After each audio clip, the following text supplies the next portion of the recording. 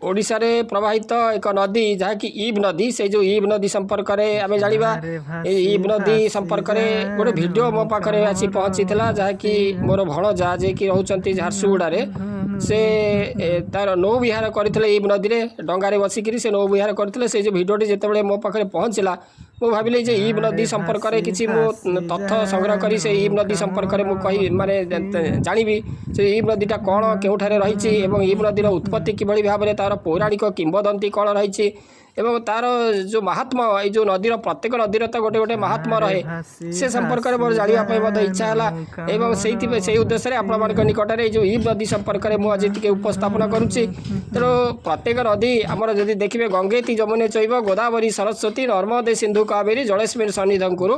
एवं आमर नदी होती नदी मातृका मातृ सामान ज्ञान कराए केवल ब्रह्मपुत्र एकमात्र नदी सेटा हूँ पुरुष नदी भाव में चिर यौवन नदी बा युवक नदी भाव में ग्रहण कराए किंतु आउ समस्त नदी मातृ ज्ञान में आराधना कराए पूजा कराए नदीर पूर्णतया तार जल अत्यंत पवित्र से भाव में आमर महानदी आमर ओडिशा जदि देखा महानदी को माने श्रेष्ठ नदी बृहत नदी भाव में आख्यायित करा जायछि से भाव में ईब नदी हूँ से ओडिशार एक गुरुत्वपूर्ण नदी जहाँकि सेटा जो महानदीर एक उपनदी भाव में ग्रहण कराए संबलपुर और झारसुगुड़ा अंचल से तार बहुत गुरुत्व रखे ये अंचल तार मूल स्थान हूँ ईब नदीर जदि उत्स देखा सेटा हूँ छत्तीसगढ़ उच्चभूमि से होता है तार जो आरंभ हो मूल स्थान और यार प्रवाह होची ये नदी से ओडिशा भितर प्रवेश करी से झारसुगुड़ा एवं जो संबलपुर जिला मध्य दे ये प्रवाहित होकर रही पर ये जो हीराकुद निकट में जो महानदी सहित से जाकर मिसी जाइए तेणु यार गुरुत्व रही जो ये नदी चाषपाई पानी जोगाई दे थाए ये जो ईब नदी यह अंचल माने यही अंचल जो जल संपद में जो ईब नदी गुरुत्वपूर्ण भूमिका ग्रहण करें एवं नदी पार्श्व अनेक गाँ और सहर उन्नति होती जो ईब नदी जो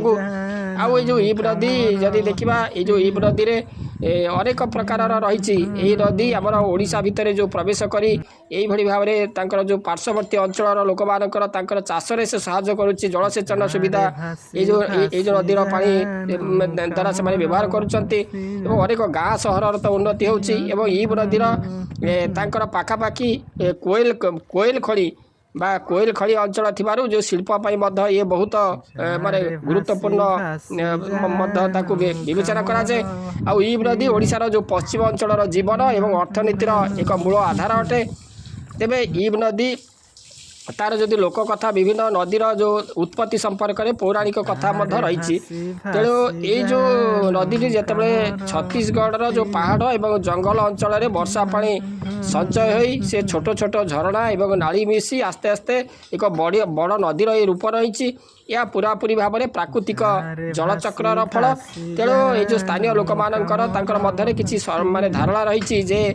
नदी मान को माँ भाव में विवेचना कराए एवं ईब नदी को मध्य जो जीवनदायिनी भाव में पूजा कराए वर्षा एवं प्रकृति को जो देवतांकर कृपा बोली मना जाए अर्थात यह सृष्टि को भगवान दान बोली से कहुए तेणु ये जो ईब नदी रे जदि देखा ये नदी कौन तार से बड़ पौराणिक विभिन्न नदीर तार उत्पत्ति संपर्क में जो पौराणिक कहानी रही या संपर्क में से पौराणिक कहानी नथिले किसी लोक कथा रही प्राकृतिक भाव में तो नदी गठित होती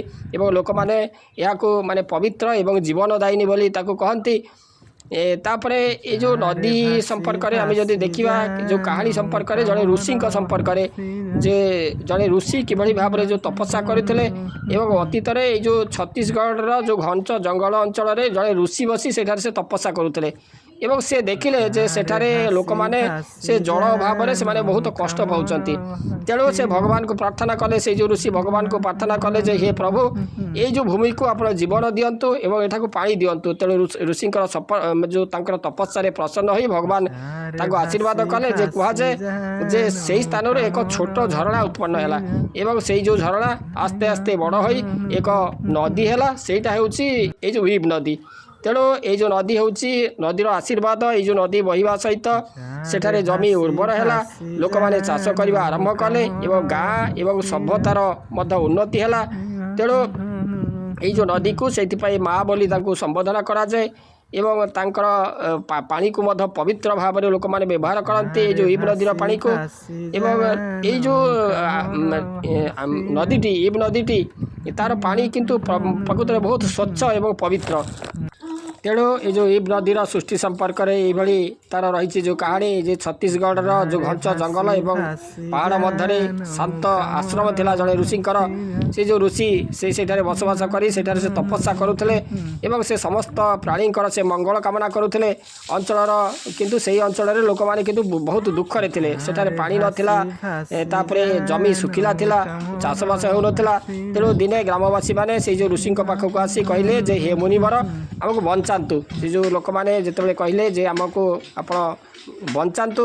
ସେତେବେଳେ ଏଇ ଯେଉଁ ଋଷି କ'ଣ କଲେ ଏହା ଶୁଣିବା ପରେ ଋଷିଙ୍କର ହୃଦୟ ତରଳିଗଲା ଏବଂ ସେ ଗଭୀର ଭାବରେ ଧ୍ୟାନରେ ବସି ଭଗବାନଙ୍କୁ ପ୍ରାର୍ଥନା କଲେ ହେ ପ୍ରଭୁ ଏହି ଭୂମିକୁ ଜଳ ଦିଅନ୍ତୁ ଏବଂ ଜୀବନ ଦିଅନ୍ତୁ। ଏବଂ ଦିନ କଟିଗଲା, ରାତି କଟିଗଲା, ତାଙ୍କର ତପସ୍ୟାର ଯେଉଁ ଅତ୍ୟନ୍ତ ଶକ୍ତିଶାଳୀ ହେଲା।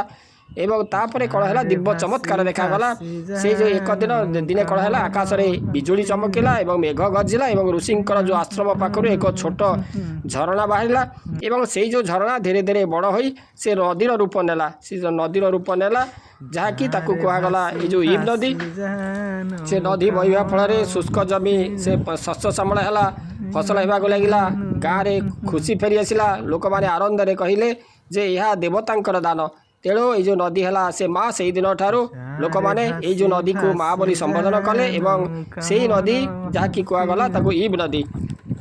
ତେଣୁ ଓଡ଼ିଶାର ଏଇ ଯେଉଁ ନଦୀ ଇବ୍ ନଦୀ ସମ୍ପର୍କରେ ଆପଣମାନେ ଜାଣିଲେ କିଭଳି ଭାବରେ ନୌକା ବିହାର କରୁଛନ୍ତି କାର୍ତ୍ତିକ। ସେ ଡଙ୍ଗାରେ ବସି କିଭଳି ଭାବରେ ପ୍ରାକୃତିକ ଯେଉଁ ଶୋଭାକୁ ବା ନଦୀର ଏଇଭଳି ଭାବରେ ଯେଉଁ ଇବ୍ ନଦୀର ଯେଉଁ ପ୍ରାକୃତିକ ଶୋଭାକୁ ସେ ଅନୁଭବ କରୁଛନ୍ତି। ଏବଂ ଏଇଭଳି ଭାବରେ ଅନେକ ବ୍ୟକ୍ତି ମଧ୍ୟ ଆସନ୍ତି, ସେମାନେ ନୌ ବିହାର କରନ୍ତି ଏଇଠାରେ ନୌକାରେ ଚଢ଼ି ଏଇ ଯେଉଁ ନଦୀର ଦୃଶ୍ୟକୁ ସେମାନେ ଉପଭୋଗ କରନ୍ତି, ବହୁତ ଆନନ୍ଦ ଲାଗେ ସେମାନଙ୍କୁ। ତେଣୁ ଏଇ ଯେଉଁ ଇବ୍ ନଦୀ ଆମର ଓଡ଼ିଶାର ଏକ ମାତୃସ୍ଥାନୀୟ ନଦୀ ବା ମାତୃ ନଦୀ ଭାବରେ ସେ ଅଛନ୍ତି, ବିବେଚିତ ହୋଇକରି ଅଛନ୍ତି।